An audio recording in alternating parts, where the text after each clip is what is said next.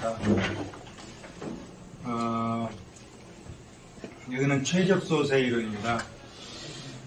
어떻게 하면 조세 제도를 최적으로 할 수 있는지 이와 관련된 문제죠. 그래서 최적 조세가 뭔지, 그 다음에 현실의 조세가 어떤지, 그러면 현실의 조세가 뭐 어떻기 때문에 최적 조세로 방향으로 가야 되는지, 뭐 이런 걸 다루는 거죠. 자, 그럼 여기서 최적 조세란 뭐냐? 한마디로 얘기하면 조세 원칙을 모두 충족하는 조세 제도다. 그게 최적 조세 제도죠. 조세 원칙 앞에서 우리가 살펴봤잖아요. 그걸 모두 충족한다. 자, 조세 제도가 바람직한 체계를 갖추기 위해서 요구되는 요건, 효율성과 공평성을 다 만족시켰다 이런 얘기죠. 불가능한 얘기잖아요. 불가능한 얘기지 뭐. 어떻게 효율성과 공평성을 다 만족하느냐. 불가능한 얘기. 자, 그런 조세 제도가 최적 조세 제도고 최적의 과세를 실현할 수 있다. 그럼 그게 불가능하다면 어떻게 해야 될 것이냐 이런 문제가 생기잖아요. 앞에서 우리가 살펴볼 때 조세를 부과하면 초과부담이 발생하고 효율성이 상실된다고 그랬잖아요. 대부분의 조세는 다 그러죠. 초과부담이 발생하고 효율성이 상실된다 이런 거죠. 그러면 그거는 그대로 받아들이자 이런 얘기죠. 응? 받아들이되 효율성이 상실되는 건 어쩔 수 없기 때문에 받아들이되 효율성 상실을 최소화시키자 이런 얘기죠. 응? 자, 효율성 상실이 전혀 없는 거잖아요. 최적 조세는 효율성과 공평성이 동시에 다 만족하는 게 최적 조세니까. 근데 이 효율성 부분에 있어서 그 효율성 상실된 거에 대해서는 받아들이고 가급적 어떻게 하자? 효율성 상실을 최소화시키자. 응? 효율성 상실을 최소화시키면서 어떻게 하자? 정부가 목표로 하는 조세 수입의 충당성을 확보하자 이런 얘기죠. 그게 현실의 조세 제도다. 자, 조세 원칙을 감안하되 정부의 세수 목표 달성을 위해서 사회 정의를 실현하고 공평성을 실현하는 거잖아요. 효율성 증진 등 사회 목적 함수를 극대화하는 방향으로 가자. 극대화되어 있는 건 아니잖아요.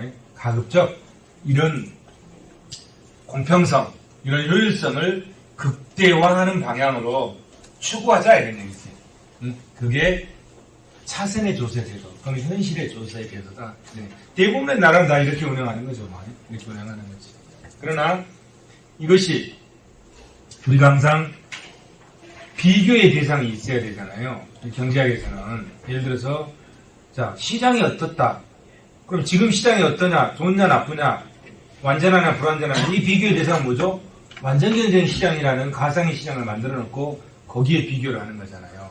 그죠? 가격도 마찬가지죠. 이 가격이 아파트 가격이 높냐, 낮냐?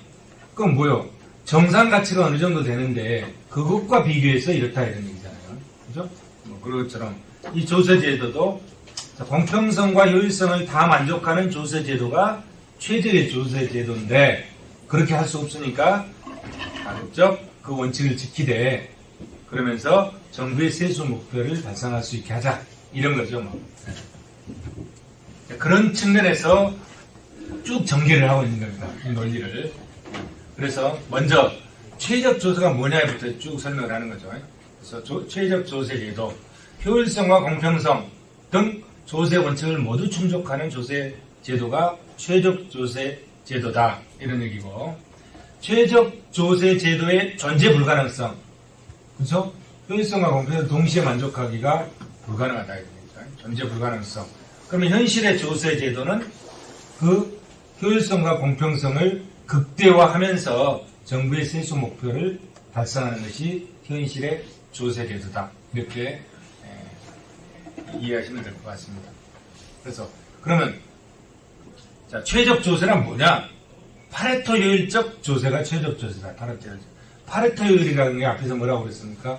누구에게도 손해가 가는 게 없었잖아요. 돈돈이 가나 이익이 가는 것. 그게 파레토 효율성이라고 그랬죠. 그러한 파레토 효율적 조세 구조다. 파레토 효율적 조세 구조. 조세 부과가 여기서는 조세 부과가 비효율성을 일으키지 않는다 이런 얘기죠. 조세를 부과하면 비효율성을 일으킬 수밖에 없잖아요. 일으킬 수밖에 없어요. 그런데 그러한 비효율성을 일으키지 않아서 효용 가능 경계가 정전의 상태에 그대로 머물러 있는 조세구조. 이거를 파레토 효율적 조세구조라고 합니다. 효용 가능 경계는 뭐냐? 그 경제에 주어진 생산자원으로 최대한 달성할 수 있는 두 사람의 효용으로 조합으로 이루어진 곡선. 이게 효용 가능 경계죠. 그 효용 가능 경계가 앞에서 우리 공부했죠. 그 효용 가능 경계가 뭐다? 사이의 무차별 곡선과 접했을 때 이것이 최적 중의 최적이다. 이렇게 설명을 했었죠. 자, 차선의 방책 1단계, 2단계. 아까 설명드렸듯이 공평성과 효율성에 상실이 있으면 그걸 극대화하는 방향으로 추구하되 그 상실을 인정하다 이런 얘기예요. 추구하되 어떻게 정부의 세수 목표를 달성하는 방향으로 간다. 이것이 차선의 방책으로서의 최적 조세다. 이런 얘기죠. 자, 유인기구의 성격. 유인기구. 여기에 보면 유익양립성 제약, 자기선택 제약이죠. 유인기구가 먼저 볼까요? 어떤 사람으로부터 특정한 행동을 유도해내기 위한 기구다. 최적 소득세의 경우 현실적으로 정부는 개인의 노동 공급량을 관찰할 수 없는 것이 일반적이다. 정액세 대신에 관찰이 가능한 변수인 소득의 기초에서 소득세를 부과할 수밖에 없다. 그래서 이 소득이 무슨 역할을 하는 거죠? 유인의 역할을 해주잖아요. 그래서 그에 대한 유인 양립성 제약, 자기선택 제약에 대해서 설명하고 있습니다. 자, 최적 조세에 자, 이거는 이제 소득세 하에 최적 조세 원점을 통해서 45도로 가는 거듯이 이거는 이제 곡선으로 가는 거는 정액세 하에 최적 조세. 자, 최적 조세는 효용 가능 경계. 정액세 하에 효용 가능 경계. 그러면 이 효용 가능 경계, 지금 우리가 얘기하는 이 효용 관계, 우리는 이렇게 놓고 설명을 했잖아요. 근데 정액세 하에 효용 가능 경계는 이런 형태를 띈다 이런 얘기예요. 정액세 하에. 그 다음에 소득세 하에 효용 가능 경계는 이런 형태를, 소득세 하에 효용 가능 경계가 이런 형태를 띈다 이런 얘기예요. 그 다음에 정액세 하에 효용 가능 경계는 소득세보다 더 범위가 높다 이런 얘기지. 소득세를 포함하고 있잖아요. 그래서 이런 형태를 띈다 이게 효용 가능 경계. 그래서 우리가 앞 시간에 공부했던 데는 에치오스 상사로부터 시작해가지고 생산에 있어서 파레토 효율성, 그 다음에 소비에 있어서 파레토 효율성, 생산과 소비의 동시에 파레토 효율성에서 효용 가능 경계 UA, UB를 이런 형태로 선정을 했었잖아요. 이렇게 포락선, 마지막 끝자락의 포락선에서 거기에 되는 거예요. 근데 이건 이제 정액 소득세 하에 정액세 하에 우리가 여기에 사회 무차별 곡선이 접했잖아요. 그러면은 평등한 사회 무차별 곡선이 접할 것이나 아니면은 완전 평등의 롤즈적 사회 무차별 곡선이 접할 것이나 공리주의적 사회 무차별 곡선이 접할 것이나 이거는 사회 후생 함수의 철학적 특성에 따라 달라지는 거잖아요. 여기도 마찬가지인데 여기다가 그걸 대응을 하는 거예요. 기타 조세. 자, 여기에 자, 아까 이 소득세 하에 효용 가능 경계잖아요. 이 파레토 경계선. 여기에 이제 뭐가 붙어서 여기에 자, 공리주의적 무차별 곡선. 그 다음에 요거는 롤즈적 무차별 곡선. 붙었다 이런 얘기죠. 공리주의적 무차별 곡선은 여기에 접했다 이런 얘기죠. 여기에. 그러면 여기는 UH는 임금률이 높은 개인의 효용이잖아요. 그 다음에 UA는 low, 이거는 high. 그런 뜻이겠죠. 또요, UL, low, 낮은, 임금률이, 이거는 높은, 임금률이 낮은 개인의 효용. 그럼 자, 이 효용 가능 경계에, 이 사회 무차별 곡선이 이렇게 접혔어. 공리주의적 사회 무차별이 여기에 접히잖아요. 여기에 접하면, 이거는 뭐요? 이렇게 되잖아요. 이렇게 되잖아요. 그죠? 그러면, 임금률이 높은 개인의 효용은 이만큼이고, 임금률이 낮은 개인의 효용은 이만큼이잖아요. 그런데, 이 공리주의적 사회 무차별 곡선에 비해서 극단적 평등주의인 롤즈적 사회 무차별 곡선이 요렇게 접했다면 여기에 접하잖아요. 그럼 여기에 접하면 어떻게 되죠? 요렇게. 자, 임금률이 높은 개인의 이용은 여기까지 더 줄어들죠. 그 다음에 임금률이 낮은 개인의 이용은 이 높이죠. 더 늘어나죠. 그럼 더 바람직한 사회잖아요. 그죠? 그래서 공리주의적 사회 무차별 곡선에 비해서 노을지적 사회 무차별 곡선이 더 바람직한 사회를 구성하고 있다. 이렇게 설명하고 있는 거죠.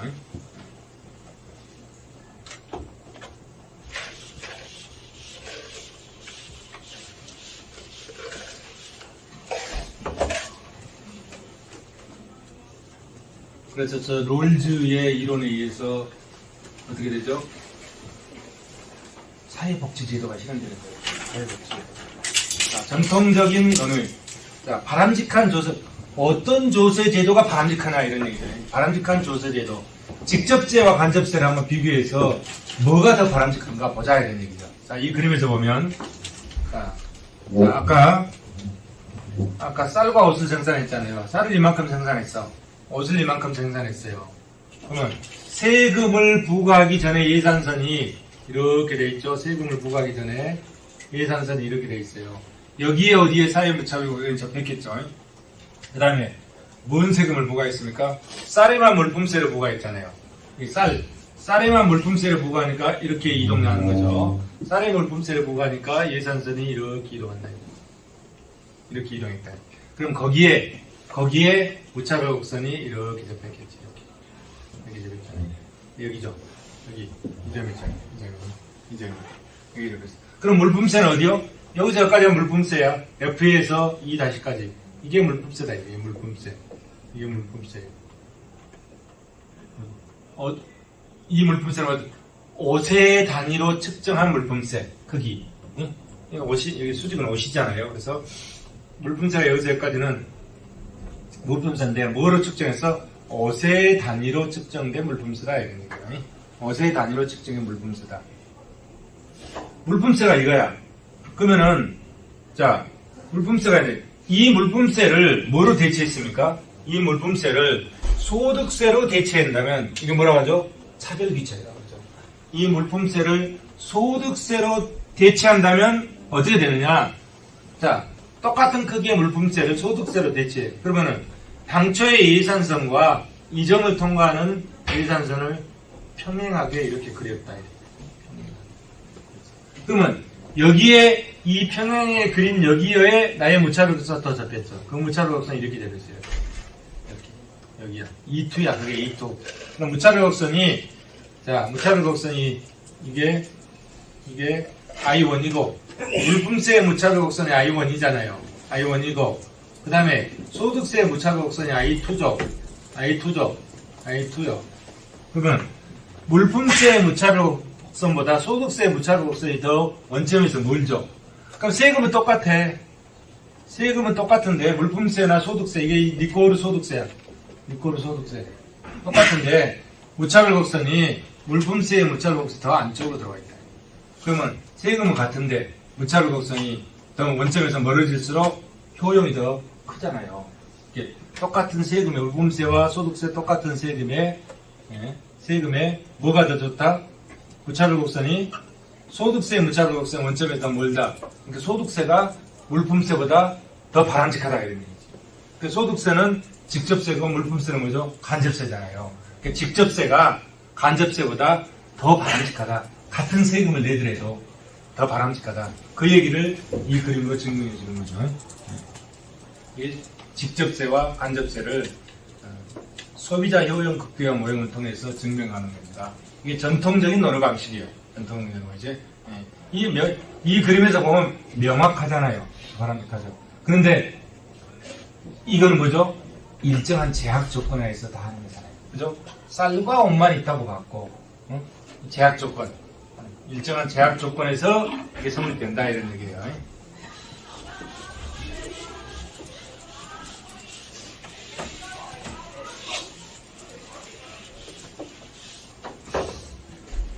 자, 현대적 논응.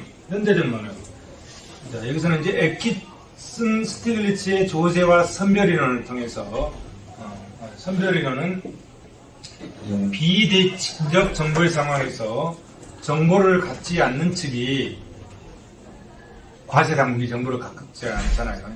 납세자 자신의 정보를 제일 많이 알죠. 정보를 갖지 않는 측이 간접적인 수단에 의해서 정보를 가진 쪽에 유형을 판단하려고 노력하는 이것이 선별이다. 선별. 정부는 납세자의 능력에 따라서 조세 부담을 분배하고 싶지만 능력이 감추어진 특성이기 때문에 직접 관찰할 수가 없다는 문제점이 있다. 어떤 관찰 가능한 특성을 대리변수로 선정해서 이를 선별의 수단으로 삼는다. 그 대리변수가 뭐라 했죠? 경제적 능력의 대리변수, 소득과 소비와 재산이다. 이게 에키슨 스틸글리츠가 얘기하는 선별 이론이다. 여기서 나온 거죠. 소득, 임금률, 소비 수준 및 내용 등이 선별의 수단으로 이용된다. 이 중에서 가장 적합한 것이 무엇이냐? 이제 현대는 소득이 가장 바람직하다고 보고 있는 거죠. 소득. 현실에서는 소득이 능력의 대리변수로 선별 수단의 역할을 하는 경우가 가장 흔하다. 이게 에키슨 스틸리츠의 조세와 선별 이론이다. 자, 이번에는 소득세와 지출세 중에 어느 것이 더 바람직하냐 이걸 이제 보는 겁니다. 소득세와 지출세 중에. 자, 여기를 보시면 세금을 부과하기 전에 예산선이 이렇게 되어 있죠. 지금 수평축에는 현재 소득, 현재 소비, 시점간 자원배분 모형이죠. 수지축에는 미래 소득, 미래 소비죠.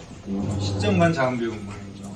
그러면 자, 세금을 부과하기 전에 예산선이 A에서 B까지 이렇게 돼 있죠. 여기다가 지금 뭔 세금을 부과합니까? 이자소득세를 부과한다. 이자소득세. 이자소득세를 부과하면 이 예산선이 기울기가 이렇게 기울려요.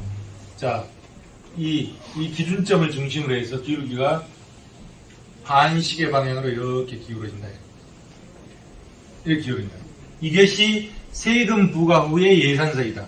세금 부과 이전의 예산선은 기울기가 자, 이렇게 되는 거죠. 마이너스 1 플러스 i다. 이거. 마이너스 1 플러스 i. 이자가 있습니다. 여기에 이자에 세금이 붙잖아요. 그러니까 기울기가 어떻게 바뀌었어? 이렇게 바뀌었어. 마이너스 1 플러스 1 마이너스 t i. 이렇게 바뀌었어. 세금이 들어갔잖아요. 기울기가 이렇게 바뀌었다. 기울기가 마이너스 1 플러스 i에서 이 i에 이자소득세가 붙어서 1 마이너스 t가 붙어서 왜 1 마이너스 t입니까? 이자소득세는 생산요소 시장에서 여기서 반영되는 거예요. 여기서 이자 여기서 반영되잖아요. 생산요소 시장에는 마이너스, 생산물 시장에서는 플러스 된다고 그랬죠. 분석할 때. 그래서 마이너스 된 거예요. 1 마이너스 t 이렇게. 그래서 기울기가 자 AB에서 기울기가 CD로 이렇게 바뀌었다 이래요. 바뀌었다. 그러면 이 바뀐 기울기에 무차별 곡선이 이렇게 접했잖아요. I1의 무차별 곡선이 이렇게 접했죠. 이렇게 접했어. 예. I-의 무차별 곡선이 이렇게 접했어. 이게 이자소득세의 무차별 곡선이야. 이게 이자소득세 무차별 곡선. 이자소득세 무차별 곡선 나왔죠. 그러면 이번에는 자 이자소득세하고 똑같은 크기의 지출세를 부과해보자. 자 이자소득세 어디 얻을까요? 2에서 2-에서 H 이게 이자소득세예요. 이게 이자소득세야. 뭐로 측정했습니까? 여기 수평분기죠. 이게 이자소득세야. 그러면 똑같은 크기의 이자소득세하고 똑같은 크기의 지출세. 그럼 당초에 A, B의 예산선과 평행하게 새로운 예산선 FG를 이렇게 그었다. 그랬죠. 그럼 거기에 무차별 곡선이 또 이렇게 접할 거라고. 자, 그 무차별 곡선이 여기에 접했어. 이 무차별 곡선이 I의 2야. 그러면 이자 소득세의 무차별 곡선은 I1이고 또 원점에서 여기까지만 되잖아요.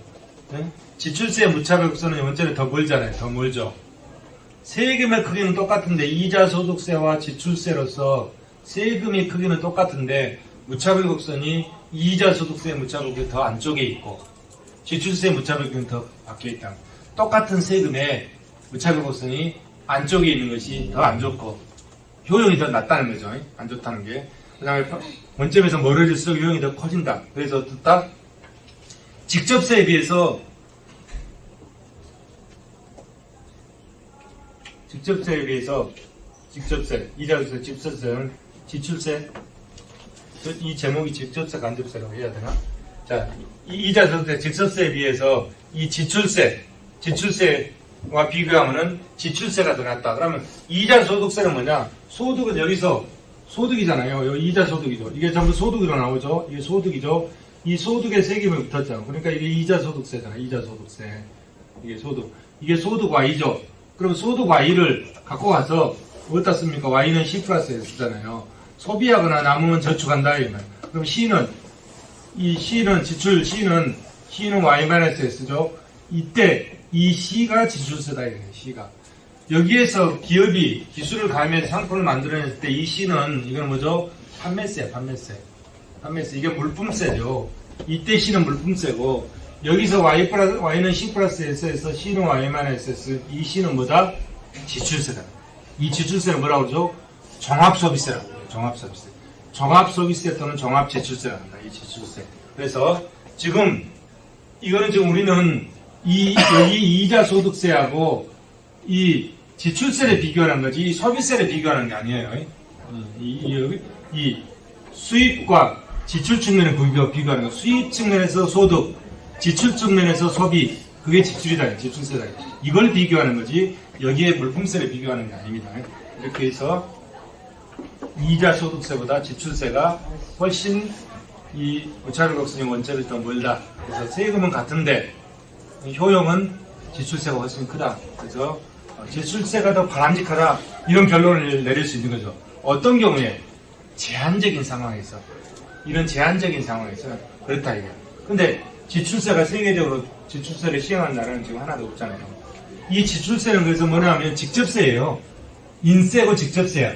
지출세는 간접세가 아니라 인세고 직접세. 앞서 저번 시간에 얘기했잖아요. 지출세는 인적공제를 해줍니다. 인적공제를. 근데 이거는 이제 인도와 스리랑카에서 시행을 했는데 실패했잖아요. 근데 왜 실패했느냐? 아마 실패의 원인이 이거로 생각했던 것 같아. 간접세로.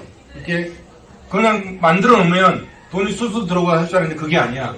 엄청난 준비를 해야 하잖아요. 소득세 못지않게 지출세를 준비를 해야 돼요.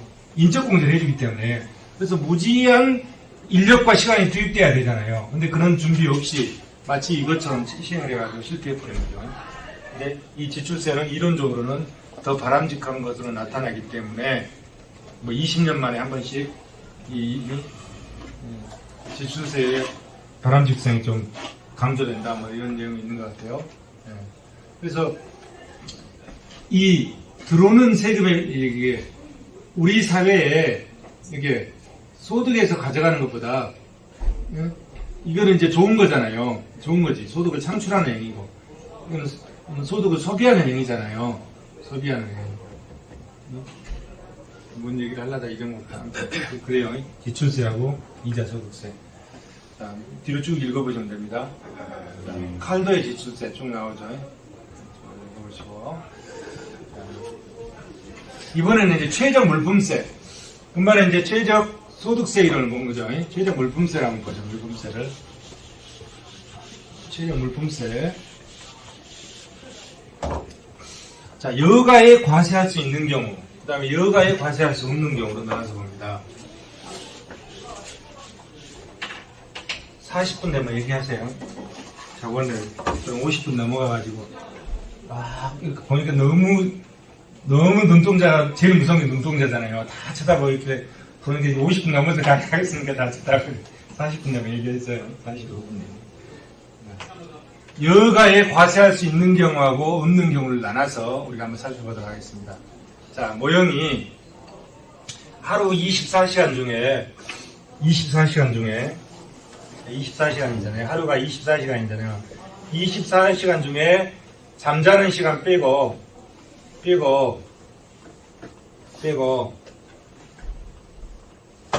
잠자는 시간 빼고 그럼 24시간은 잠자는 시간, 여가 시간, 플러스 노동 시간 이렇게 되겠죠. 이렇게 구성되지 뭐. 이렇게 구성되는 거죠. 그 중에서 자 여가와 노동 시간, 잠자는 시간 빼고 여가와 노동 시간 H죠.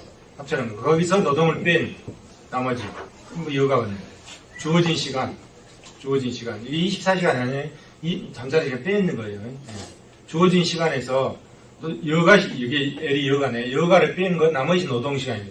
그 노동시간에 임금률을 곱하면 소득이 되는 거죠. 그 소득을 가지고 어떻다는 거예요? 이게 소득이잖아요, 이 소득. 이게 소득이죠. 이 소득은 어디서 나옵니까? 아까 여기서 나온 거죠, 여기서. 이 소득을 가지고, 이건 소득이고, 이건 뭐예요? 이거는 이제 소비를 하는 거지. 자, 이만큼, 쌀을 이만큼 소비하고, 옷을 이만큼 소비한다는 얘기잖아요. 옷을 이만큼 소비한다. 그런 식이죠. 그래서, 이걸 풀었으면 이렇게 된다, 이게. 풀었으면. 이렇게. 풀었으면. 네. 풀었으면. WH는, WL이 우측으로 넘어왔잖아요. 우측으로 넘어왔다. 그러면, 이거는 뭐예요? 쌀과, X는 쌀이고 Y는 옷이잖아요. 쌀과 옷은 뭡니까? 상품이잖아요. 상품인데, 여기서는 L이 여가잖아요. 여가도 뭐다? 상품으로 간주하겠다. 이런 뜻이야. 여가도. 그런 의미예요. 여가를 포함한 모든 상품에 대해서 동일한 세율을 적용하는 일반 소비세를 과세했다. 이게. 여기서는 상품이 몇 개예요? 쌀, 옷, 여가잖아요. 여기서 다 물품세를 부과가 있으니까 뭐다? 일반 소비세지. 일반 소비세. 그러면 어떻게 되냐? 이렇게 된다. WL, 여가에다가 1 플러스 T. 자, 쌀 앞에다가 1 플러스 T. 옷 앞에다가 1 플러스 T. 이렇게 되죠. 그러면 이걸 양변을 1 플러스 T로 나눠. 그럼 왼쪽이 1 플러스 T분의 WH. 오른쪽은 다 없어지잖아요. 그럼 왜요? 세금 부과하기 전에도 이거였고, 세금 부과하기 후에도 이거였고, 똑같잖아요. 그죠? 효율성 상실이 안 되는 거야. 네? 얼마나 바람직한 세금이야, 이럴 때는. 그죠? 일반 소비세, 상대 가격 변동이 없다. 초과 부담도 없다. 멸치행 과세다. 평가. 한 명의 대표자를 설정해서 무수히 많은 소비자를 대신했다. 선호가 다 똑같다는 얘기야. 근데 선호가 다 똑같아요. 우리들끼리 다 틀리고, 고소득다, 저소득다, 선호가 다 틀리잖아요. 근데 선호가 다 똑같은 한 명의 대표자를 설정해서 무수히 많은 소비자를 대신한다고 비현실적 가정을 하고 있는 거죠. 모든 소비자들은 기본적으로 동일한 상황에 직면하고 일반 소비자가 모든 소비자에게 동일한 부담을 초래하는 정액세와 같은 것이라 한다. 이런 경우에 정액세에 성격되는 일반 소비세는 역진성을 가지고 있다. 공평성에 안 맞다. 이런 얘기죠. 자, 이번에는 여가에 과세할 수 없는 경우. 아까는 여가에 과세할 수 있는 경우는 그렇다 이거야. 여가에 과세할 수 있는 경우는 효율성 상실이 없고 마치 그것이 정액세와 같다. 그래서 효율적이다 이런 얘기죠. 그렇지만 공평성은 위배된다 이런 얘기잖아요. 근데 이번에는 이제 여가에 과세할 수 없는 경우야. 없는 경우다. 우변만 소비세를 해요. 여기서 아까하고 식이 똑같잖아요. 여기서 LW 루츠도 안 옮겼어. 이렇게 상품으로서의 쌀과 옷만 과세하겠다 이런 얘기예요. 여가는 과세하지 않는 거잖아요. 여가에 과세할 수 없는 경우니까. 그래서 우변만 소비세를 부과해서 최저가세를 모색한다. 이럴 때 여기서 램지 규칙이 나와. 램지 규칙. 자, 쌀과 옷 두 상품이잖아요. 두 상품의 물품세를 부과했을 때, 자, 여기서 발생하는 초과부담. 초과부담이 이렇게 발생하죠. 쌀에 대한 초과부담이 이렇게 발생하잖아요. 쌀에 대해서. 쌀에 대해서 조세 수입이 이렇게 발생하죠. 자, 과정은 설명하지 않겠습니다. 이미 설명했죠. 그럼 초과부담의 증가분, 물품세를 한 단위당 1원 더 올렸을 때, 자, 1원 더 올렸다. 그럼 TX, PX 플러스 1이 되잖아요. 1원 더 올렸을 때. 이것과 종전것하고 차이. 그러니까 증가분이죠. 증가분. 그랬을 때, 자, 이것하고 1원 더 올렸을 때, 이 차이를 나타내면, 자, 증가분이 이렇게 계산되더라. 그럼 한계 조세 수입. 단위당 세금을 1원 올릴 때 얻을 수 있는 조세 수입의 증가. 그것이 XT1이다. 그러면 한계 초과부담이 이제 계산할 수 있어. 세율 상승에 따른 초과부담의 증가분을 한계 수익으로, 초과부담의 증가분을 한계 수익으로 나눴다. 자, 초과부담의 증가분이 이거잖아요. 이것을 한계 수익으로 나눴다. 초과부담의 증가분이 이거죠. 초과부담의 증가분, 이거죠. 이것을 한계 조세 수입 증가분, 요거로 나눴다. 이거죠. 이것이 뭐다? 한계 초과부담이다. 한계 초과. 이 한계 초과부담, 이거는 쌀에 대한 한계 초과부담이잖아요. MEX x 쌀이잖아요. 쌀에 대한 한계 초과 부담이니까 2분의 1 델타 x 분의 xt죠. xt 이렇게 되잖아요. 옷도 마찬가지. 똑같은 절차로 계산하면 옷에 대한 한계 초과 부담이 이렇게 되고 2분의 1 델타 y는 yt 이렇게 되겠죠. 그러면 자 효율성 상실이 생기잖아요. 이 초과 부담이 효율성 상실이잖아요. 효율성 상실이 생길 수밖에 없어. 효율성 상실이 생기는데 그러면은 어떻게 할 것이냐. 아까 뭐라고 그랬습니까? 효율성 상실이 발생하는 것은 인정하고 그 효율성 상실에 의해서 발생하는 초과 부담을 최소화시키는 방법. 자, 쌀에서 발생하는 초과 부담을 최소화시키고 옷에서 발생하는 초과 부담을 최소화시키는 방법이 뭐냐? 그거는 한계 초과 부담이 서로 같도록 만들었을 때 쌀과 옷의 초과 부담이 최소화된다. 이런 거죠. 이해되시죠? 한계 초과 부담. 이 쌀에 대한 한계 초과 부담과 옷에 대한 한계 초과 부담 이 두 개가 같도록 만들었을 때 초과 부담의 두 개 합한 총합이 어떻게 된다? 최소가 된다. 한계 초과 부담을 서로 같도록 만들어주면 초과 부담의 총합이 최소가 된다. 이런 얘기죠. 최소된다. 그게 뭐다? 램지 규칙이야. 램지 규칙 이해되시죠? 램지 규칙. 다시 설명할게요.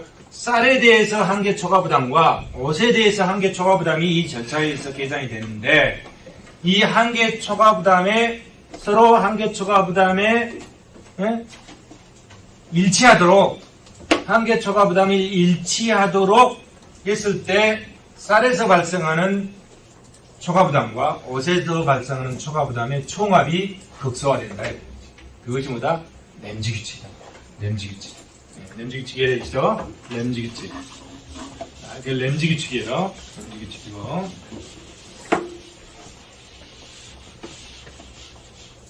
자, 그리고, 자, 여기서 보면, 자, 쌀에 대해서 초과 부담이 이만큼 생겼잖아요.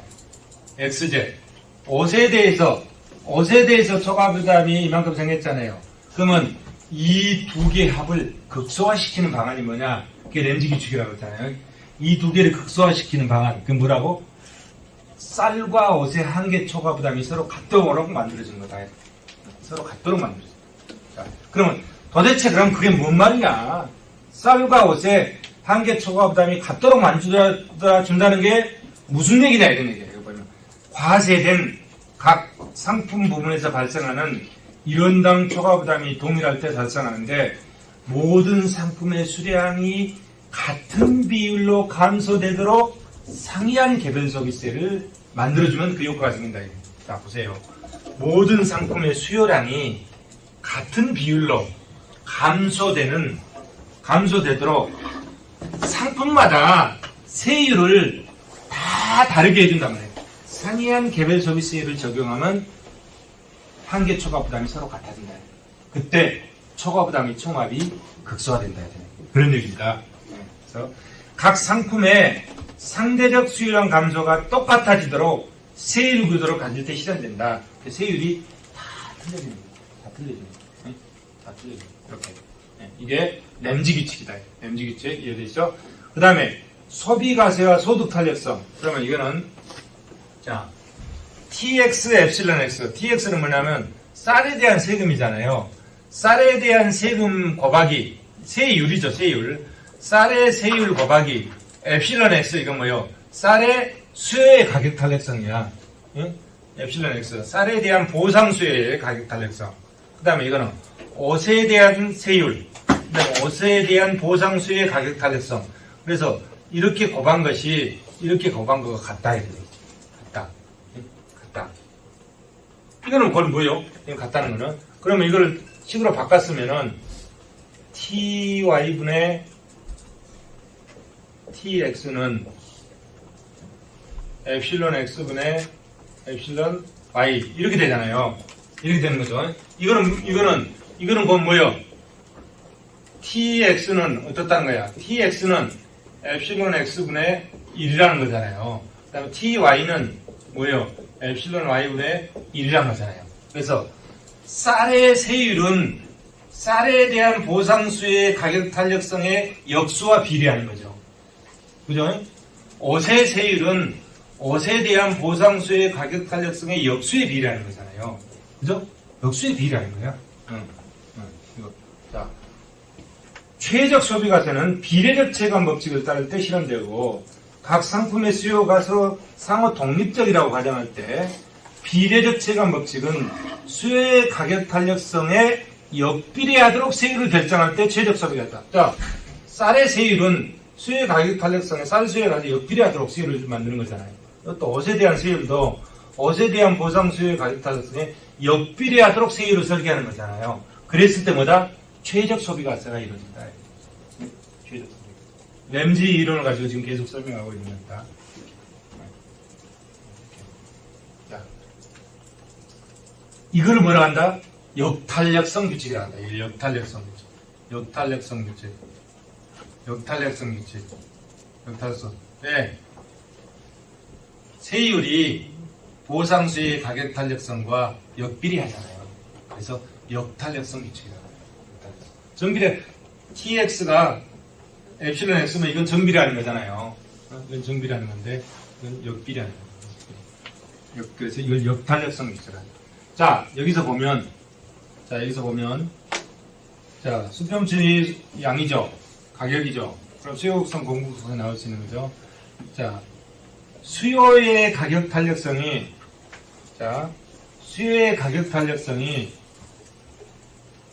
탄력적인 경우죠. 이거는 비탄력적인 경우죠. 비탄력적일수록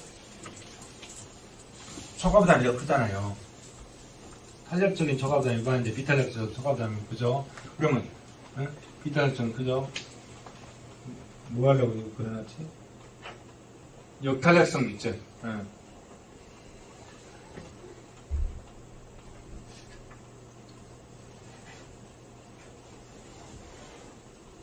쌀, 수요의 가격 탄력성, 탄력성 규칙.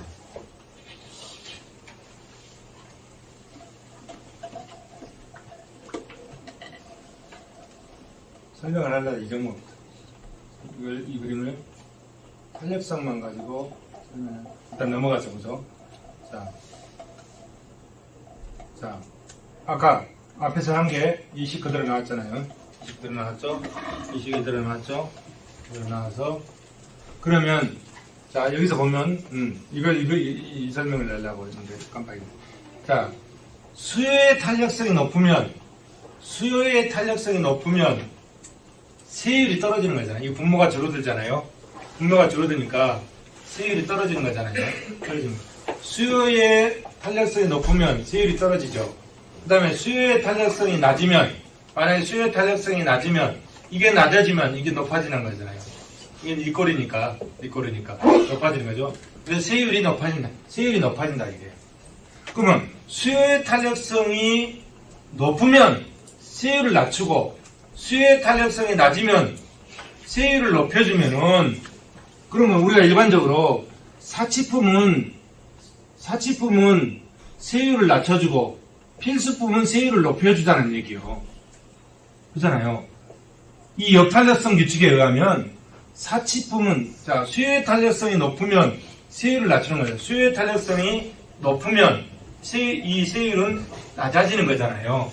그러면 수요의 탄력성이 높고 세율이 낮아지면 사치품은 세율이 낮추고 필수품은 세율을 높여주자는 얘기인데, 그러면 사치품은 고소득자가 주로 쓰고 필수품은 누구나 다 쓰잖아요. 저소득자를 비롯해 누구나 다 쓰잖아요. 그러면 저소득자나 중산층이 쓰는 것을 세율을 높이고 부자들이 쓰는 것을 세율을 낮추자. 형평성이 안 맞잖아요. 그죠? 그렇지? 공평성은 꽝이다 이거야. 효율성은 이 극대화되지만 공평성은 꽝이다 이거야. 그죠? 그러면 이걸 어떻게 할 것이냐 이거야. 이건 이제 조정해줘야지. 이 비율을 이걸 조정해줄 필요가 있다. 이게 보면은 여기 봐. 역탄력성 규칙의 문제점, 불공평을 처리한다. 이런 불공평을 처리하잖아요. 불공평을 처리한다. 수요가 탄력성은 사치품에 낮은 세율을 적용하고 비탄력 필수품에 높은 세율을 적용하면 상대적으로 필수품에 대한 지출의 비중이 큰 저소득층에게 더 많은 조세 부담을 발생시켜서 역진성이 발생해서 수직적 공평성이 유배된다. 이런 불공평을 처리한다. 그 다음에 둘째, 현실의 적용상의 애로가 발생할 수 있다. 이 역탈성 규칙. 그래서 그럼 어떻게 할 것이냐? 이 필수품을 저율로 과세를 하고, 이 필수품을 낮추고, 세율을 낮추고, 사치품은 세율을 높여주는 조정을 해줄 필요가 있다. 가중치를 가지고 이 조정을 해줘서 적용을 해야 된다. 이런 얘기죠. 필수품은 저율 과세, 사치품 가운데 수요 탄력성이 낮은 상품을 고율 과세함으로써 고소득층의 부담을 늘려서 역탄력성 규칙이 초래하는 역진성을 완화해 줄 필요가 있다. 그래야 공평성이 달성된다. 고소득층이 집중적으로 소비하는 상품에 대해서 고율의 과세를 하는 방안도 역진성을 떨어뜨릴 수 있다. 그러면 공평성을 높여줄 수 있다. 이런 얘기죠. 역탄력성 규칙까지 설명했습니다.